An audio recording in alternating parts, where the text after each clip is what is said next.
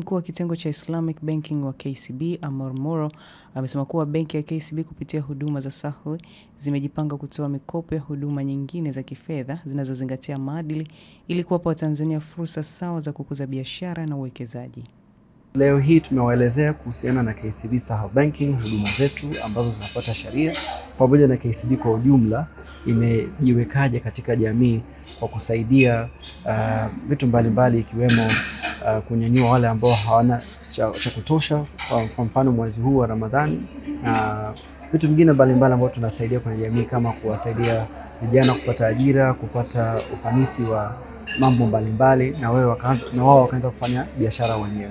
Kwa KCB inafanya vitu vingi, na tunatumia fursa kama hii ya kuweza kuwaelezea wateja na wageni walikwa ni nini ambacho tunakifanya, na tunawakaribisha pia katika benki yetu ili kuweza kufanya nasi biashara na sisi tukakuwa nao. Tunasema for people for better. Tunaangalia maslahi ya watu. Ukiangalia hizi huduma zetu KCB Sahwi Banking, kwanza zinakuwa zinaendana na imani za wateja wetu ambao kwa muda mrefu sana ilikuwa ni kilio kwamba wanataka kuuza biashara zao lakini wanashindwa kuwa na sehemu ya kwenda ambayo inaweza ikazingatia imani zao. Lakini pia ni huduma ambayo inafuata misingi ya kibinadamu, kwamba tunaweza tukamkaribisha mteja vizuri, akapata maelezo vizuri kuhusiana na biashara yake, kuhusiana na huduma zetu, na tukashauriana, na unakuta kwamba tunaweza kukua pamoja kwa kuelewana vizuri kabisa, tunakuwa kama ndugu. Kwa hiyo nafikiri vitu hivi viwili vinasaidia sana, lakini kwa wale ambao sio Waislamu pia wanaweza kupata hizi huduma na wanapenda kuzifuata kwa sababu wanaona misingi yake ni nzuri, yani inapendeza. Kwamba tunakuwa tukichukua basi fedha wakiwekeza kwenye akaunti zetu zinakuwa zaidi kwenye sehemu ambazo zinaumiza jamii. Kwa hiyo ni jambo ambalo pia tumeona linavutia wale wasiokuwa Waislamu pia katika huduma hizi. Mtu kama hana njia mbadala atakuwa analazimika kwa dharura kuingia kwenye hiyo mikopo, tunasema ya kausha damu au labda ya kubamiza riba kubwa na vitu vingine.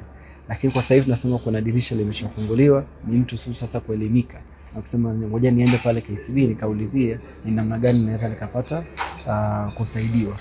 Na singine tunatoa pia elimu ya namna mteja anaweza kuweka biashara yake, akaweka zile kumbukumbu ili aweze kupata huduma hizi. Lakini tunakuja na watu wengi ambao pia wanaweza kusaidia pale ambapo pengine unakuta hayuko tayari kupitia benki. Lakini hii ni jambo ambalo kwa kweli tunalisimamia na tunaliamini, na tunaamini kwamba wateja pia wanakuwa wanafaidika.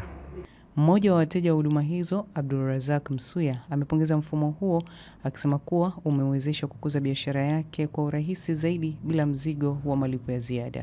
Kuna umuhimu mkubwa sana wa taasisi za kifedha ambazo hazina riba, kwa sababu zinawapa hamasa zaidi wananchi, hasa wananchi wa kipato kidogo, kuweza kuwekeza katika benki hizo, kwa sababu hawatakuwa na hofu ya masala ya riba. Kila muamala ndani ya benki hii utaukuta ule ambao unamridhisha Mwenyezi Mungu Subhanahu wa Ta'ala. Tuombe Mungu mashekhe zetu ambao ndio wanaotoa miongozo ya kisharia. Mwenyezi Mungu awathibitishe katika kuiona haki ili tuweze kuihudumia dini yetu na kuiweka kitaifa bali na kimataifa insha Allah. Kikao hiki ni kwa ajili ya futari, ni kwa ajili ya wenzetu hawa wameamua kuitafuta fadhila ya Mwenyezi Mungu Subhanahu wa Ta'ala baada ya biashara yao ya benki kupata chochote katika faida, na wameona washirikiane na ndugu zao, wateja wao na Waislamu na wasiokuwa Waislamu.